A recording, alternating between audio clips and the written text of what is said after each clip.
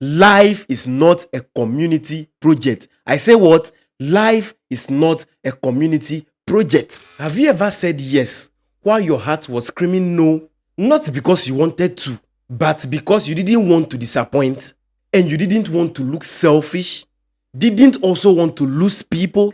Today, let's talk about the hidden cost of yes. I remain your host, Sly. This is the Talkative Show on Sly Vibe Studio.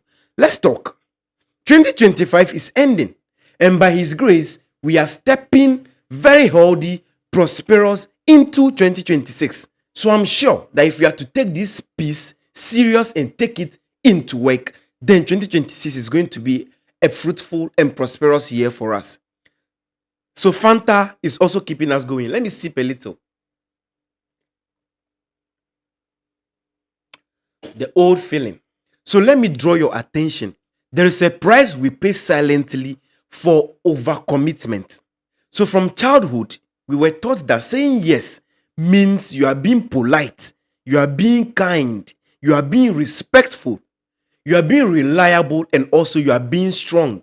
But nobody told us this hard truth. Every yes you give away is time, energy, and peace you can never get back. And when you give too many yeses to others, then it means you are starting to say no to yourself. Now let's look at the real cost of overcommitment.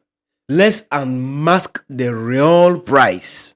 Overcommitment doesn't just drain your schedules, it drains your soul as well.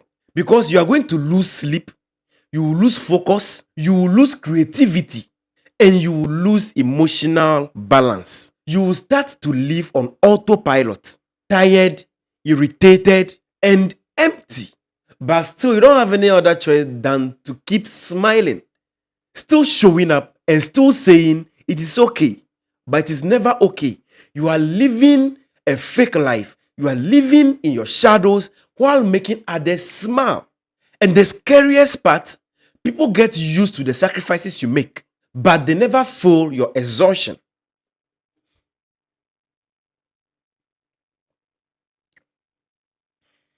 But let me tell you something.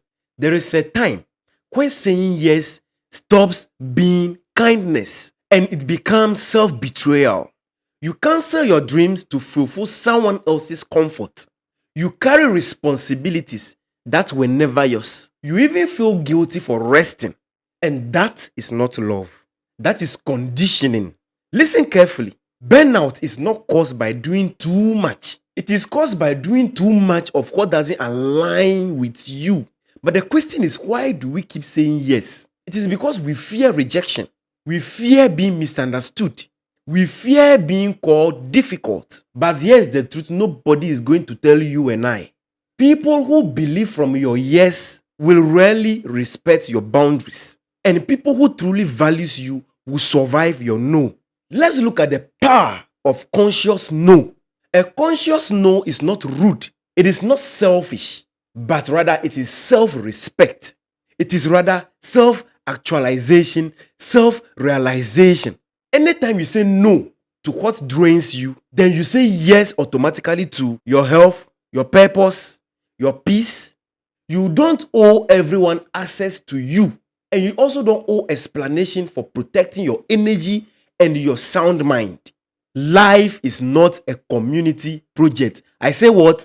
Life is not a community project. Sometimes before we accept some things or we take some decisions or we say that yes, we have to ask ourselves, do I really want this? Do I have the capacity? Will this decision I'm about to make cost me my peace? Because the goal is not to be available to everyone. Remember this. Remember this. You don't need to set yourself on fire to keep others warm. The most powerful version of you is not the one who says yes to everything and to everyone, but rather it is the one that chooses wisely. If this message spoke to you, share it with someone. I remember your host, Esra. This is SVS, and this is the Talkative Show. We out.